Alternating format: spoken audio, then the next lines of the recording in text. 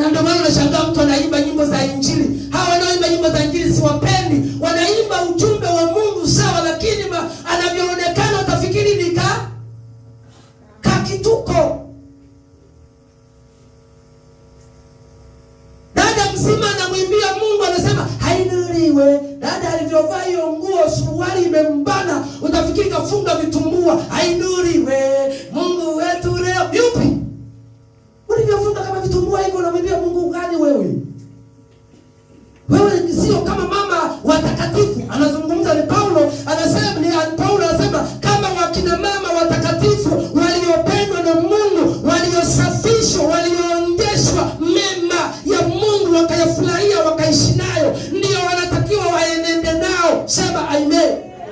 Sasa mimi sizungumzi wakina mama wa kilokole, nazungumza wakina mama watakatifu wa Mungu. Sema amen. Kama wewe ni mama mtakatifu wa Mungu, mtakatifu wa Mungu, mwana wa Mungu, hebu nipungie mkono wale na Mungu akubariki sana.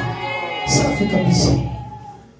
Sasa sio mama unamkuta anasema haleluya, Yesu ni Bwana, kavaa eleno utafikiri lingi ya baiskeli.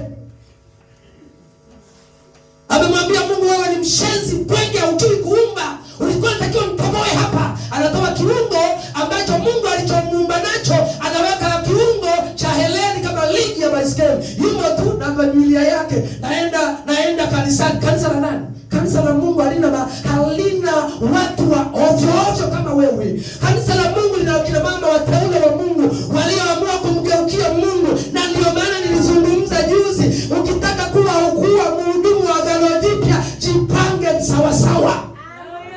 Ukitaka kuwa mhudumu wa Agano Jipya, jipanga sawa sawa. Usije na mambo yako. Ukija na mambo yako tunaambia kaa pembeni. Na ndio maana sisi hatuna wengi. Wale mliokuwepo siku ya Ijumaa tulisoma andiko moja zuri sana. Anasema njia iendayo uzimani imesonga, na mlango uingiao katika uzima milele ni mwembamba, wanaouani wachache, lakini njia iendayo upotevuni ni pana. Ila mtu anaingia mwenye kujipodoa, twende. Mwenye kuvaa heleni kama lingi ya baisikeli, twende. Mwenye kuvaa anavyotaka, twende. Mwenye kuvaa visuruali, mwingine amevaa visuruali anachanganya.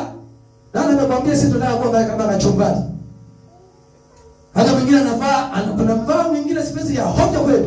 Anavaa kasketi kanaishia hapa, alafu kanatokelezea kasuruali. Tunaita hiyo mnyanyapuzo.